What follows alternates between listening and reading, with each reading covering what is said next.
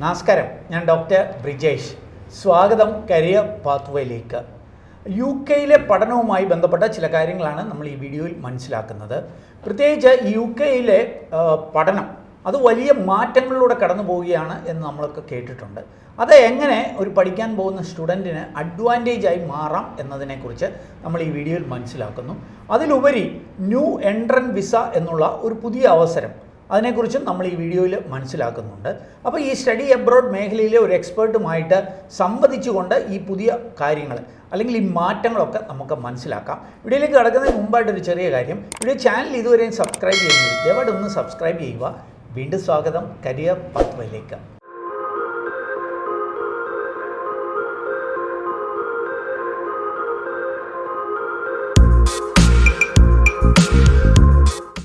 അപ്പോൾ ഈ UK പഠനവുമൊക്കെയായി ബന്ധപ്പെട്ട പുതിയ മാറ്റങ്ങളൊക്കെ നമ്മളുമായിട്ട് എക്സ്പ്ലെയിൻ ചെയ്യാനായിട്ട് ഒരു എക്സ്പെർട്ട് നമ്മളോടൊപ്പം ജോയിൻ ചെയ്യുന്നുണ്ട്, ബീന പ്രേം. മാഡം ഈ സ്റ്റഡി അബ്രോഡ് മേഖലയിൽ ഏതാണ്ട് 20-ലധികം വർഷത്തെ എക്സ്പീരിയൻസ് ഉള്ള ഒരു എക്സ്പേർട്ടാണ്. ഇത് മാത്രമല്ല, നമ്മുടെ കേരളത്തിലെ ഈ സ്റ്റഡി അബ്രോഡ് ഈ കൺസൾട്ടൻസികൾ ആദ്യമായി ആരംഭിച്ച സ്ഥാപനങ്ങളിലൊന്നാണ് ക്യാമ്പസ് ഇൻ്റർനാഷണൽ എന്നുള്ളത്. കൊച്ചി ആസ്ഥാനമായി പ്രവർത്തിക്കുന്ന ഒരു കമ്പനിയാണ്. അതിൻ്റെ ബിസിനസ് ഹെഡും കൂടിയാണ്. അപ്പോൾ മാഡത്തിൽ നിന്ന് ഈ കാര്യങ്ങളൊക്കെ നമുക്ക് മനസ്സിലാക്കാം. Beena madam, welcome to career. Madam, എനിക്ക് ആദ്യം അറിയേണ്ടത് ഈ UK-യിൽ കുറേ മാറ്റങ്ങൾ വന്നിട്ടുണ്ടല്ലോ. അപ്പോൾ പലരും പല കാര്യങ്ങൾ ഇതിനെക്കുറിച്ച് പറയുന്നുണ്ട്. ഒരു എക്സ്പേർട്ട് എന്ന നിലയിൽ കൃത്യമായിട്ട് എന്തൊക്കെ മാറ്റങ്ങളാണ് ഒരു സ്റ്റഡി അബ്രോഡുമായി ബന്ധപ്പെട്ട് വന്നത് എന്നൊന്ന് സൂചിപ്പിക്കാം.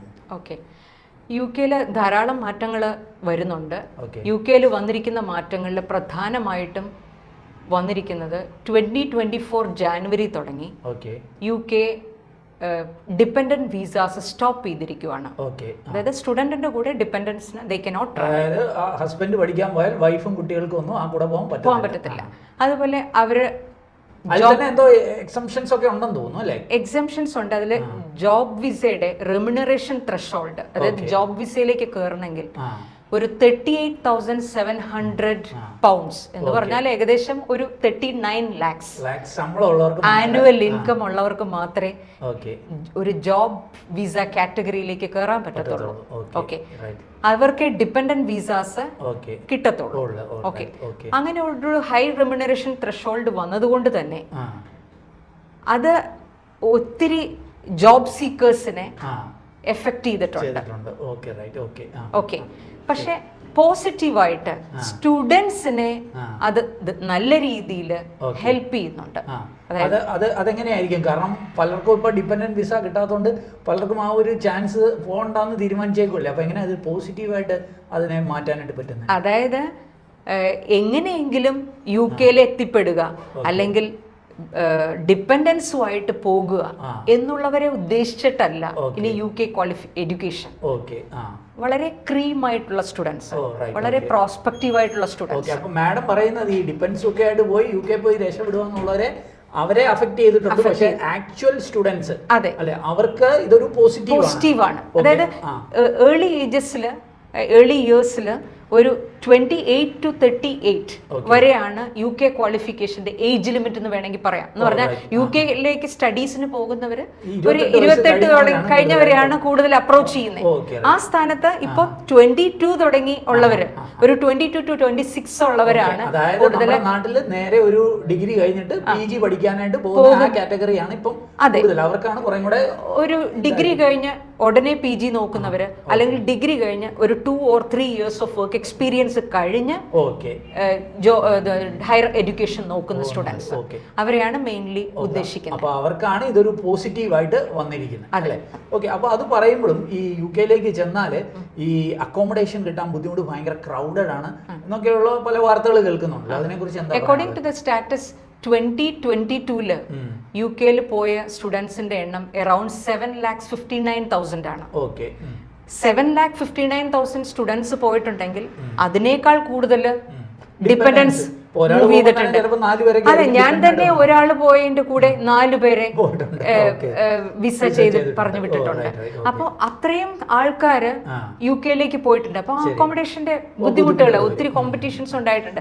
But from this day onwards, അതായത് 2024 സെപ്റ്റംബർ ഓൺവേർഡ്സ് ആ ഒരു കോമ്പറ്റീഷൻ ഉണ്ടാവത്തില്ല, അക്കോമഡേഷൻ പ്രോബ്ലംസ് ഉണ്ടാവത്തില്ല. ഓക്കെ. അപ്പോൾ അതുകൊണ്ട് തന്നെ കുറേയും കൂടെ ഈ ആക്ച്വൽ സ്റ്റുഡൻസിന് ഇത് നല്ലതായിട്ടാണ് വന്നിരിക്കുന്നതെന്നാണ് പറഞ്ഞത്. യെസ്. ഇപ്പോൾ ഈ യു കെയിലെ കുറിച്ച് പറയുന്നത്, യു കെയിൽ ഈ ഷോർട്ടേജ് ലിസ്റ്റിലുള്ള സ്റ്റുഡൻസിന് അല്ലെ അങ്ങനെയുള്ള there is a shortage skill list. Okay. UK government സൈറ്റിൽ ഷോർട്ടേജ് സ്കിൽ ലിസ്റ്റ് ഉണ്ട്. അപ്പോൾ what I M suggesting is students course select ചെയ്യുമ്പോൾ അവരുടെ ആപ്റ്റിറ്റ്യൂഡ് അനുസരിച്ച് സെലക്ട് ചെയ്യണം. ക്യാമ്പസ് ഇന്റർനാഷണൽ ഞങ്ങൾ ഒത്തിരി കാര്യങ്ങൾ ഒത്തിരി പാരാമീറ്റേഴ്സ് നോക്കിയിട്ടാണ് സ്റ്റുഡൻസിന് ഒരു കോഴ്സ് സെലക്ട് ചെയ്ത് കൊടുക്കുന്നത്. അതിലാണ് ക്യാമ്പസ് ഇന്റർനാഷണലിന്റെ മെയിൻ ഒരു USP എന്ന് പറയുന്നത്. മറ്റ് അൺലൈക്ക് അതർ ഏജൻസീസ്, ഒരു സ്റ്റുഡന്റ് വന്നാൽ ആ സ്റ്റുഡന്റിന്റെ അക്കാഡമിക് ബാക്ക്ഗ്രൗണ്ട്, ആ സ്റ്റുഡന്റിന്റെ പ്രൊഫഷണൽ ബാക്ക്ഗ്രൗണ്ട്, ആ സ്റ്റുഡന്റിന്റെ ഫാമിലി ബാക്ക്ഗ്രൗണ്ട്, ആ സ്റ്റുഡന്റിന്റെ ഫണ്ടിങ് കപ്പാസിറ്റി, ഫാമിലിയുടെ ഫണ്ടിങ് കപ്പാസിറ്റി, ഓക്കെ, ആ സ്റ്റുഡന്റിന് എന്തിൽ ആപ്റ്റിറ്റ്യൂഡ് ഉണ്ട്, ഓക്കെ, ഇതെല്ലാം നോക്കിയിട്ടാണ് ഞങ്ങൾ ഒരു കോഴ്സ് സെലക്ട് ചെയ്ത് കൊടുക്കുന്നത്. ഞാൻ മനസ്സിലാക്കിയത് നിങ്ങൾ എന്തോ ടെസ്റ്റും ഒക്കെ നടത്തിയിട്ടാണ് വി ഗിവ് ആപ്റ്റ് ഗുരു എന്ന് പറഞ്ഞ ഒരു ആപ്റ്റിറ്റ്യൂഡ് ടെസ്റ്റും കണ്ടക്ട് ചെയ്യുന്നുണ്ട്. ഓക്കെ. അതിലൂടെ ഇവനെ ഏറ്റവും ആപ്റ്റ് ആയിട്ടുള്ള കോഴ്സും കൺട്രിയും എല്ലാം ഐഡന്റിഫൈ ചെയ്തിട്ടാണ്. അതെ, there are students അവർക്ക് ഒരു ഐഡിയ ഇല്ല ഏത് കോഴ്സിലേക്ക് പോകണം, ഏത് കരിയർ സെലക്ട് ചെയ്യണം. അങ്ങനെയുള്ള സ്റ്റുഡൻസ് വരുമ്പോൾ നമ്മൾ ആപ്റ്റിറ്റ്യൂഡ് ടെസ്റ്റും അവർക്ക് കൊടുക്കുന്നുണ്ട്. V provide them the test. അതിൽ നിന്ന് അവർക്ക് കിട്ടുന്ന റിസൾട്ട് അനുസരിച്ചാണ് ഞങ്ങൾ കോഴ്സ് സെലക്ട് ചെയ്ത് കൊടുക്കുന്നത്. അപ്പം ഞാൻ ഈ ക്യാമ്പസ് ഇന്റർനാഷണലിനെ കുറിച്ച് ഒന്ന് പറഞ്ഞതെന്ന് പറഞ്ഞാൽ അങ്ങനെ വളരെ ഒരു നന്നായിട്ടൊന്ന് കൗൺസിൽ ചെയ്തിട്ട് അവൻ ആപ്റ്റ് ആയിട്ടുള്ളതാണ് നമ്മൾ ഓഫർ ചെയ്യുന്നത്. അതെ അതെ. രണ്ടാമത് ഞാൻ മനസ്സിലാക്കിയ ഒരു കാര്യം എന്ന് പറഞ്ഞാൽ ഈ ക്യാമ്പസ് ഇന്റർനാഷണൽ ഈ ഫീൽഡിൽ തന്നെ പൈനിയേഴ്സ് ആണ് അല്ലെ? കേരളത്തിൽ തന്നെ one of the first consultancy. ഏത് വർഷമാണ് ഇത് സ്റ്റാർട്ട് ചെയ്തത്? 1995 സ്റ്റാർട്ട് ചെയ്തതാണ് അല്ലേ? ഓൾമോസ്റ്റ് 30 years ഈ ഫീൽഡിൽ തന്നെ. 30 years in this field. Okay. വേറെ എന്തെങ്കിലും ഒരു അഡ്വാൻറ്റേജ് നമുക്ക് പറയാനുണ്ടോ? നമ്മൾ ഒരിക്കലും സ്റ്റുഡൻസിനെ മിസ്ഗൈഡ് ചെയ്തിട്ട് പറഞ്ഞു വിടത്തില്ല. ഞാൻ നേരത്തെ പറഞ്ഞ പോലെ സ്റ്റുഡൻസിന്റെ എല്ലാ പാരാമീറ്റേഴ്സും എല്ലാ അവരുടെ ബാക്ക്ഗ്രൗണ്ട് ചെക്കും നടത്തിയിട്ട് അവരുടെ ആപ്റ്റിറ്റ്യൂഡും ഇൻട്രസ്റ്റും എല്ലാം മെഷർ ചെയ്തിട്ട് അവർക്ക് ഇൻട്രസ്റ്റിംഗ് ആയിട്ടുള്ള കോഴ്സസ് ആണ് സെലക്ട് ചെയ്യുന്നത്. അതോടൊപ്പം തന്നെ we suggest tailor made courses as well. ഇപ്പൊ UK നോക്കുകയാണെങ്കിൽ UKVAയുടെ സൈറ്റിൽ ഷോർട്ടേജ് സ്കിൽ ലിസ്റ്റിൽ കോഴ്സസ് ഉണ്ട്. അപ്പം അത് നമ്മൾ സ്റ്റുഡൻസിനെ കാണിച്ചു കൊടുക്കും ബ്ലാങ്ക്ലി. ഇപ്പൊ ദർ ആർ ഏജൻസ്, ഏത് സ്റ്റുഡൻസ് വന്നാലും, ഇപ്പൊ ആർക്കിടെക്ട്സ് ആണെങ്കിലും, സിവിൽ എഞ്ചിനീയറിംഗ് സ്റ്റുഡൻസ് ആണെങ്കിലും, സോഫ്റ്റ്വെയർ എഞ്ചിനീയറിംഗ് സ്റ്റുഡൻസ് ആണെങ്കിലും, മാസ്റ്റേഴ്സിന് MBAക്ക് പറഞ്ഞു വിടുന്ന സ്റ്റുഡൻറ് ഏജൻസ് ഉണ്ട്. പക്ഷെ നമ്മൾ അങ്ങനെയല്ല. അപ്പോഴും ഒരു കാര്യം ചോദിച്ചിട്ട് ഈ ഷോർട്ടേജ് ലിസ്റ്റിൽ വരുന്ന കുറെ ഏരിയാസ് ഒന്ന് സൂചിപ്പിക്കാവോ? എഞ്ചിനീയറിംഗിൽ തന്നെ systems architects, software developers, multimedia specialist, cyber security specialist, ഇതെല്ലാം ഷോർട്ടേജിൽ വരുന്ന ഏരിയാസ് ആണ്. സോ നമ്മൾ സ്റ്റുഡൻസിന് അത് പരിചയപ്പെടുത്തി കൊടുക്കും ആദ്യം. അതിൽ അവർക്ക് ഇൻട്രസ്റ്റ് ഉണ്ടോ എന്ന് ചെക്ക് ചെയ്യും. അതനുസരിച്ചിട്ടാണ് കോഴ്സസ് സെലക്ട് ചെയ്ത് കൊടുക്കുന്നത്. ഈ UK ഒരു പുതിയൊരു വിസ അല്ലെ, വിസ അല്ല actually new entrant initiative, new entrant visa എന്ന് പറയും. ഞാൻ പറയും ഇപ്പോഴത്തെ സാഹചര്യത്തില് ഈ ഞാൻ നേരത്തെ പറഞ്ഞ 22 to 26 ആണ് സ്റ്റുഡൻസിന്റെ ഏജ് കാറ്റഗറി. ഇനി UK പോകാൻ പോകുന്ന ഏജ് ലിമിറ്റ്.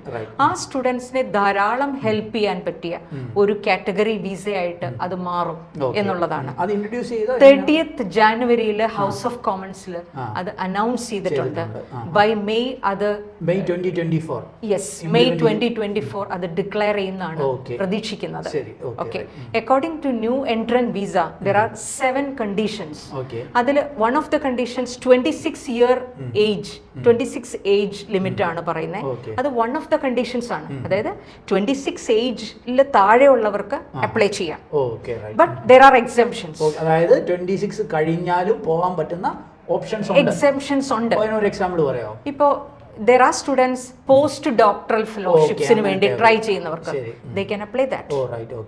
റെഗുലേറ്റഡ് ബോഡിയിലേക്ക് മെമ്പർഷിപ്പിന് ട്രൈ ചെയ്യുന്നവർക്ക് they can apply for that. Regulated body എന്ന് പറഞ്ഞാൽ nursing registration, pharmacy registration, council registration, HCPC registration കഴിഞ്ഞാലും പിൻ നമ്പറിന് വേണ്ടി ട്രൈ ചെയ്യുന്നവർക്ക് they can also look for that. And also graduate entrepreneur റൂട്ടിൽ നിന്ന്, ഗ്രാജുവേറ്റ് എന്റർപ്രനർ റൂട്ട് എന്ന് പറഞ്ഞാൽ ടയർ 1 വിസ കാറ്റഗറിയാണ്. സ്റ്റുഡൻസ് തന്നെ ഗ്രാജുവേറ്റ് എന്റർപ്രണർ ആയിട്ടുള്ളവർക്ക് ഗ്രാജുവേറ്റ് എന്റർപ്രണർ റൂട്ട് വിസ എന്ന് പറഞ്ഞിട്ട് ഒരു വിസയുണ്ട് UK-ല്. ആ വിസ കാറ്റഗറിയിൽ നിന്ന്, ദാറ്റ് ഇസ് ടയർ 1 വിസ കാറ്റഗറിയാണ്. ആ വിസ കാറ്റഗറിയിൽ നിന്ന് they can switch over to new entrant visa. Okay. And next is student route. Student route എന്ന് പറഞ്ഞാൽ സ്റ്റുഡന്റ് വിസാസ്. സ്റ്റുഡന്റ് റൂട്ടിലുള്ളവർക്കും അവരുടെ സ്റ്റുഡന്റ് റൂട്ട് വിസ കഴിഞ്ഞ് 2 ഇയേഴ്സിനുള്ളിൽ, 2 ഇയേഴ്സ് കഴിയാൻ പാടില്ല, 2 ഇയേഴ്സിനുള്ളിൽ they can apply for this new entrant visa. അപ്പം ഒരു stay ബാക്കിൽ നിൽക്കുന്ന ഒരാൾക്ക് അപ്ലൈ ചെയ്യാൻ പറ്റും. അയാളുടെ സ്റ്റേ ബാക്ക് വിസ പീരീഡ് കഴിയുന്നതിന് മുൻപ് he can apply for that. അത് എക്സ്ട്രാ വീണ്ടും അവിടെ നിൽക്കാനുള്ള. അതെ. അതിന് കണ്ടീഷൻസ് ഉണ്ട്. അണ്ടർ ഗ്രാജുവേറ്റ് ആയിരിക്കണം, UK അണ്ടർ ഗ്രാജുവേറ്റ് ക്വാളിഫിക്കേഷൻ വേണം, മാസ്റ്റേഴ്സ് ക്വാളിഫിക്കേഷൻ വേണം, PhD വേണം, or PGCE post graduate certificate in education, or PGDE professional diploma in education. ഇങ്ങനെയുള്ള ക്വാളിഫിക്കേഷൻസ് ഉള്ളവർക്ക് ഈ സ്റ്റുഡന്റ് റൂട്ട് വിസ കഴിഞ്ഞ് 2 ഇയറിനുള്ളിൽ ഈ ന്യൂ എൻട്രന്റ് വിസയിലേക്ക് അപ്ലൈ ചെയ്യാം. ഓക്കെ. അതുപോലെ തന്നെ ഗ്രാജുവേറ്റ് റൂട്ട് കഴിഞ്ഞ് 2 ഇയറിനുള്ളിൽ ഈ ന്യൂ എൻട്രന്റ് വിസയിലേക്ക് അപ്ലൈ ചെയ്യാം. ഗ്രാജുവേറ്റ് റൂട്ട് എന്ന് പറഞ്ഞാൽ സ്റ്റേ ബാക്ക് വിസയാണ്. ഇപ്പോൾ സ്റ്റുഡൻസിന് അവരുടെ കോഴ്സ് കഴിഞ്ഞ് കോഴ്സ് സക്സസ്ഫുള്ളി കംപ്ലീറ്റ് ചെയ്ത് കഴിഞ്ഞാൽ 2 ഇയർ ഗ്രാജുവേറ്റ് റൂട്ട് വിസയിലേക്ക് അപ്ലൈ ചെയ്യാം. ഓക്കെ. ആ 2 year graduate route visa end ചെയ്യുന്നതിന് മുൻപ് they can apply for new entrant visa. Okay. പിന്നെ 7th കണ്ടീഷൻ എന്ന് പറഞ്ഞാൽ ചാർട്ടേഡ് മെമ്പർഷിപ്സിലേക്ക് ട്രൈ ചെയ്യുന്നവര്. ഇപ്പൊ ചാർട്ടേഡ് മെമ്പർഷിപ്പ് എന്ന് പറഞ്ഞാൽ അക്കൗണ്ടൻസ്, ACCA പോലെയുള്ള ചാർട്ടേഡ് ഷിപ്സ്, അതുപോലെ ആർക്കിടെക്ട്സ്, റീബ അക്രഡിറ്റേഷൻസ് കിട്ടുന്നവര്, ചാർട്ടേഡ് ഷിപ്പ് കിട്ടുകയാണ്. അങ്ങനെയുള്ളവർക്ക് ഈ ന്യൂ എൻട്രന്റ് വിസയിലേക്ക് ട്രൈ ചെയ്യാം. ഇതാണ് എക്സംഷൻസ്. അപ്പോൾ ഞാൻ പറഞ്ഞു വന്നത് വളരെ ക്രീം ആയിട്ടുള്ള, വളരെ പ്രോസ്പെക്റ്റീവ് ആയിട്ടുള്ള സ്റ്റുഡൻസിന് there are lot of chances in UK. Actual സ്റ്റുഡൻസിന് ഈ മാറ്റങ്ങളൊക്കെ ഒരു പോസിറ്റീവ് ആയിട്ടാണ് എടുക്കാൻ പറ്റും. ബിക്കോസ് എന്താന്ന് വെച്ചാൽ ഇനി അവർക്ക് കോമ്പറ്റീഷൻസ് അവരുടെ ഇടയിലുള്ളൂ. അവര് സെപ്റ്റംബർ 2024 തുടങ്ങി പഠിക്കാൻ പോയാൽ സ്റ്റുഡൻസ് മാത്രമേ അവർക്ക് കോമ്പറ്റീഷൻസ് ഉണ്ടാവും. ഒരു ചോദ്യം കൂടെ മാഡത്തോടുള്ളത്, UK അല്ലാതെ വേറെ ഏതൊക്കെയാണ് നല്ല ഓപ്ഷൻസ്? അല്ലെ ഇപ്പൊ ക്യാമ്പസ് ഇന്റർനാഷണൽ കൊടുക്കുന്ന എന്തൊക്കെ ഓപ്ഷൻസ് വേറെ ഉണ്ട്? We do other countries as well, like New Zealand, Australia, Canada, Ireland. ഒന്ന് ബെറ്റർ ആണ് എന്ന് പറയാൻ പറ്റുമോ? അങ്ങനെ ഒരു കൺട്രി ബെറ്റർ ആണ് എന്ന് പറയാൻ പറ്റത്തില്ല. അക്കോർഡിംഗ് ടു മീ, എൻ്റെ ഒരു ഇത്രയും നാളത്തെ ഒരു എക്സ്പീരിയൻസ് വെച്ചിട്ട് ഒരു സ്റ്റുഡൻറ്റിൻ്റെ അക്കാഡമിക് ആൻഡ് പ്രൊഫഷണൽ ബാക്ക്ഗ്രൗണ്ട് ആണ് ആൻഡ് ആ സ്റ്റുഡൻറ്റിൻ്റെ ഫോക്കസ് ആണ് ഏത് കൺട്രിയിലാണ് ആ കുട്ടി വിജയിക്കുക എന്നുള്ളത് തീരുമാനിക്കുക. ആ കുട്ടി എങ്ങനെ ഫോക്കസ് ചെയ്യുന്നു, ആ കുട്ടി എങ്ങനെ അവൻ്റെ പ്രൊഫഷണലി ബിൽഡ് ചെയ്യുന്നു, ആ കുട്ടിയുടെ പ്രൊഫൈൽ എങ്ങനെ ബിൽഡ് ചെയ്യുന്നു എന്നതിനനുസരിച്ചും ഇരിക്കും ഒരു കൺട്രിയിൽ അയാൾ വിജയിക്കുന്നത്, സക്സസ് ആവുന്നത്. ഓക്കെ. ഇപ്പോൾ ന്യൂസിലൻഡ് എടുക്കുവാണെങ്കിൽ there are lot of changes in New Zealand. അവര് മാസ്റ്റേഴ്സ് കഴിഞ്ഞാൽ 3 ഇയേഴ്സ് സ്റ്റേ ബാക്ക് കൊടുക്കുന്നുണ്ട്. ബട്ട് അൺലൈക്ക് ഏർലിയർ, നേരത്തെ graduate diploma, post graduate diploma എന്ന് പറഞ്ഞ ക്വാളിഫിക്കേഷൻസിന് എല്ലാത്തിനും തന്നെ 2 years stay back, 3 years stay back ഒക്കെ ഉണ്ടായിരുന്നു. ഇപ്പോൾ അങ്ങനെയല്ല. According to the qualifications duration, മാസ്റ്റേഴ്സിൽ താഴെയുള്ള കോഴ്സുകൾക്ക് അത് ബാച്ചിലേഴ്സിനും പോസ്റ്റ് ഗ്രാജുവേറ്റ് ഡിപ്ലോമ ക്വാളിഫിക്കേഷൻസിനും മാത്രമേ സ്റ്റേ ബാക്ക് ഉള്ളൂ.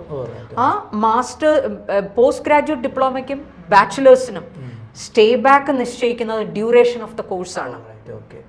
3 ഇയർ ബാച്ചിലേഴ്സ് ചെയ്താൽ you will get 3 years stay back. But if you are doing 1.5 years bachelors you get only 1.5 years stay back.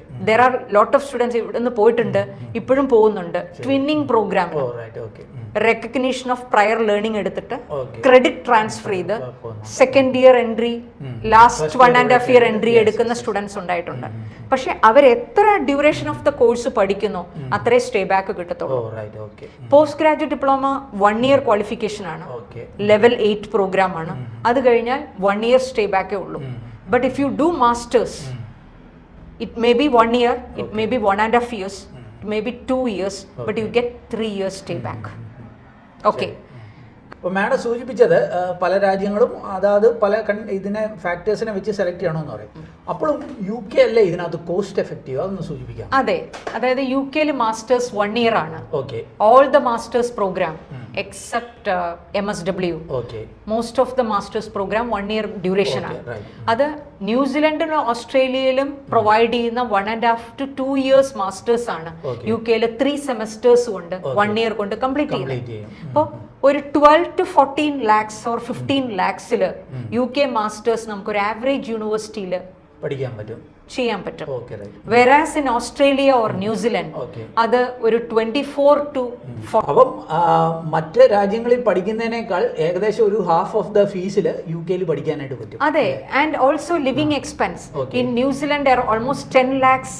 അതുപോലെ ഇപ്പോൾ കാനഡ ആണെങ്കിൽ നേരത്തെ ഗ്യാരണ്ടീഡ് ഇൻവെസ്റ്റ്മെന്റ് കനേഡിയൻ അക്കൗണ്ടിൽ 6 lakhs ആണ് കാണിച്ചിരുന്നതെങ്കിൽ ഇപ്പൊ 10 lakh ഡബിൾ ആക്കി.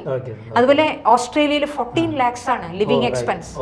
ഓക്കെ, വേറാസ് നമുക്ക് ഔട്ടർ ലണ്ടനിലുള്ള ഒരു യൂണിവേഴ്സിറ്റിയിൽ 9.5 lakhs ലിവിംഗ് എക്സ്പെൻസ് മതി. ഓക്കെ, ആൻഡ് ഓൾസോ ഫണ്ടിന്റെ requirement UK 1 month existing fund മതി സ്റ്റുഡന്റ് വിസയ്ക്ക്. വേറാസ് ഇൻ അതർ കൺട്രീസ് ഇപ്പൊ ന്യൂസിലൻഡ് ആണെങ്കിലും ഓസ്ട്രേലിയ ഒക്കെ ആണെങ്കിലും നമുക്ക് 6 months എക്സിസ്റ്റിംഗ് ഫണ്ട് വേണം. അതെ, അതാണ് ഞാൻ നേരത്തെ പറഞ്ഞത്. ഒരു കൺട്രി ഒരാളുടെ ഡെസ്റ്റിനി അല്ലെങ്കിൽ ഒരാളുടെ ഡെസ്റ്റിനേഷൻ നിശ്ചയിക്കുന്നത് അയാൾ തന്നെയാണ്. അയാളുടെ അക്കാഡമിക് ബാക്ക്ഗ്രൗണ്ട്, അയാളുടെ പ്രൊഫഷണൽ ബാക്ക്ഗ്രൗണ്ട്, അയാളുടെ ഫാമിലിയുടെ ഫണ്ടിങ് കപ്പാസിറ്റി, ഇതാണ് അയാളുടെ ഡെസ്റ്റിനേഷൻ നിശ്ചയിക്കുന്നത്. എനിവേ, വളരെ വാല്യുബിൾ ആയിട്ടുള്ള ഒരു ഇൻഫർമേഷൻ ആയിരുന്നു. Thank you. അപ്പം UK പഠനവുമായി ബന്ധപ്പെട്ട കുറേ അധികം കാര്യങ്ങളാണ് നമ്മൾ മനസ്സിലാക്കിയത്. പ്രത്യേകിച്ച് ഈ ന്യൂ എൻട്രൻറ്റ് വിസ പോലെയുള്ള അവസരങ്ങളെക്കുറിച്ച് നമ്മൾ മനസ്സിലാക്കി. അപ്പോൾ നിങ്ങൾക്ക് UK പഠിക്കണം അല്ലെങ്കിൽ മറ്റ് വിദേശ രാജ്യത്തുമൊക്കെ പഠിക്കണമെന്നുണ്ടെങ്കിൽ നമുക്ക് ഈ വീഡിയോയിൽ കണ്ട ക്യാമ്പസ് ഇൻ്റർനാഷണലുമായി നമുക്ക് കോൺടാക്റ്റ് ചെയ്യാവുന്നതാണ്. ഞാൻ മുമ്പ് സൂചിപ്പിച്ചതുപോലെ, മാഡം മുമ്പ് സൂചിപ്പിച്ചതുപോലെ, കേരളത്തിലെ തന്നെ one of the first study abroad കൺസൾട്ടൻസികളിലൊന്നാണ് ക്യാമ്പസ് ഇൻ്റർനാഷണൽ എന്നുള്ളത്. വളരെ എക്സ്റ്റെൻസീവ് ആയിട്ടുള്ള ഒരു കൗൺസിലിങ്ങിലൂടെ നമ്മളുടെ ഒരു സയൻറ്റിഫിക് ടെസ്റ്റ് നടത്തി തന്നെ നമ്മളുടെ ആപ്റ്റിറ്റ്യൂഡൊക്കെ മനസ്സിലാക്കിയിട്ടൊക്കെയാണ് ഇവരെ ആപ്റ്റായിട്ടുള്ള രാജ്യങ്ങളും ആപ്റ്റായിട്ടുള്ള കോഴ്സുകളുമൊക്കെ നമുക്ക് സജസ്റ്റ് ചെയ്യുന്നത്. അപ്പോൾ ഡെഫിനറ്റ്ലി നിങ്ങൾക്ക് താല്പര്യമുള്ളവർക്ക് ഈ ക്യാമ്പസ് ഇൻ്റർനാഷണലിൻ്റെ സേവനങ്ങൾ എടുക്കാവുന്നതാണ്. അവരുടെ സേവനങ്ങളൊക്കെ സൗജന്യമാണ് എന്നുള്ള കാര്യം കൂടി അറിയുക. അപ്പോൾ ഇതിനെക്കുറിച്ചൊക്കെ കൂടുതൽ അറിയുവാനായിട്ട് ക്യാമ്പസ് ഇൻ്റർനാഷണലുമായി കോൺടാക്റ്റ് ചെയ്യുക. അവരുടെ കോൺടാക്ട് ഡീറ്റെയിൽസൊക്കെ ഞാൻ വീഡിയോയിൽ നൽകുന്നു. അതല്ലെങ്കിൽ വീഡിയോ ഡിസ്ക്രിപ്ഷനിൽ ലിങ്ക് നൽകിയേക്കാം. അതിൽ നിങ്ങൾ ക്ലിക്ക് ചെയ്തൊന്ന് രജിസ്റ്റർ ചെയ്താൽ അവരുടെ ടീമിൽ നിന്ന് തന്നെ ഇതിനെക്കുറിച്ചൊക്കെ കൂടുതൽ മനസ്സിലാക്കുവാനായിട്ട് കഴിയും. ഏതായാലും ഈ ഒരു വീഡിയോ അത് പൂർണ്ണമായിട്ട് കണ്ടതിലുള്ള നന്ദി അറിയിക്കട്ടെ. വീഡിയോ ഇഷ്ടപ്പെട്ടാൽ ഒന്ന് ലൈക്ക് ചെയ്യുക. കൂട്ടുകാർക്ക് ഉപകാരപ്രദമാണെങ്കിൽ ഷെയർ ചെയ്യാൻ മറക്കല്ലേ. വീഡിയോ ചാനൽ ഇതുവരെയും സബ്സ്ക്രൈബ് ചെയ്തില്ല, ഒന്ന് സബ്സ്ക്രൈബ് ചെയ്യുക. ഏറ്റവും ശുഭകരമായ ഒരു ഭാവി കരിയർ നേർന്നുകൊണ്ട് നിർത്തട്ടെ. നന്ദി, നമസ്കാരം.